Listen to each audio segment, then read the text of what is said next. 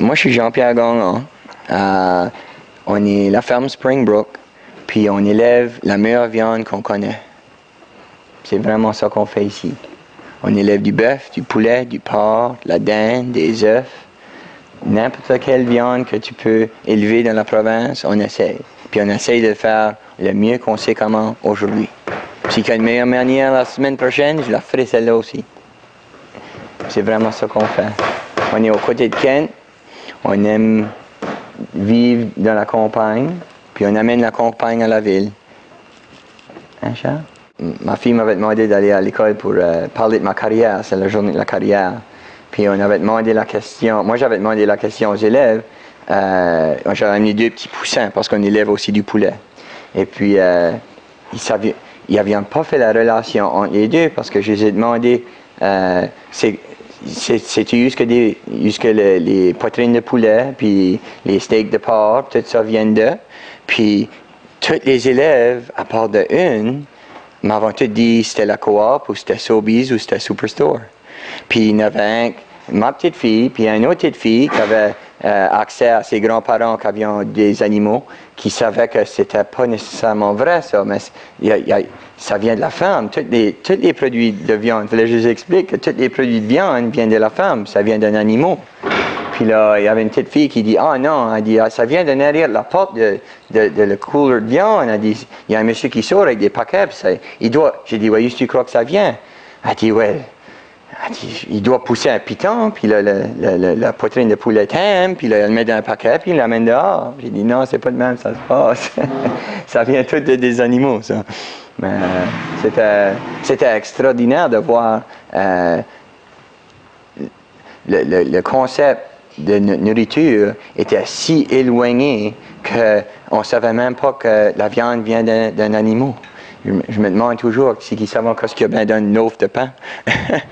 Mais c'était triste parce que c'était vraiment toute la classe qui ne savait pas. C'était pas nécessairement leur faute, c'était juste un manque d'information. Ça, c'est notre petite boucanière. Hein? On est en train de boucaner du bacon là maintenant. La boucane froide. On met un petit feu à l'autre bord, juste en bas de la butte. Puis là, on amène la boucane horizontale, ce qu'elle peut se refroidir à moins que 100 degrés. Puis là, elle s'étouffe dans la boucanière. Aujourd'hui, il y a beaucoup de vent, ça fait que ça va nous prendre du temps. Mais dans l'industrie, ils utilisent une solution qui s'appelle liquid smoke. Puis évidemment, c'est une machine qui amène le liquide en haut, puis ça dégoûte sur le bacon. C'est du sel, du phosphore, du nitrite. Elle a une couleur jaune. Puis elle dégoûte sur le bacon, elle absorbe dans le bacon. Puis il y a une liste de produits chimiques. C'est un sio de 5 gallons. C'est comme gros de même sur le bord du sio.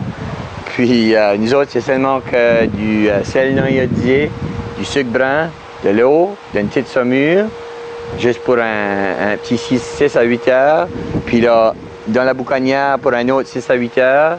C'est rien que ça que tu as besoin. C'est la vraie vieille façon de faire du bacon boucanier. Mais il n'est pas cuit. Ça se cuit. Puis il ne rapetisse pas. Il sèche un peu. Le liquide sort du bacon. On perd du poids parce que l'industrie peut charger 6 piastres la livre pour de l'eau. Parce qu'il injecte avec de l'eau et de la solution. Mais nous autres, c'est seulement que de la boucane. Ça fait que c'est vraiment aussi pur que tu peux l'avoir. Combien de fois par semaine que vous faites du bacon?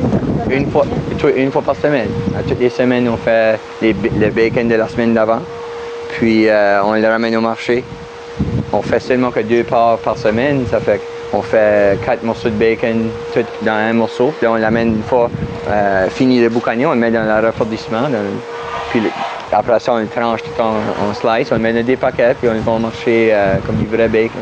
On appelle ça du vrai bacon.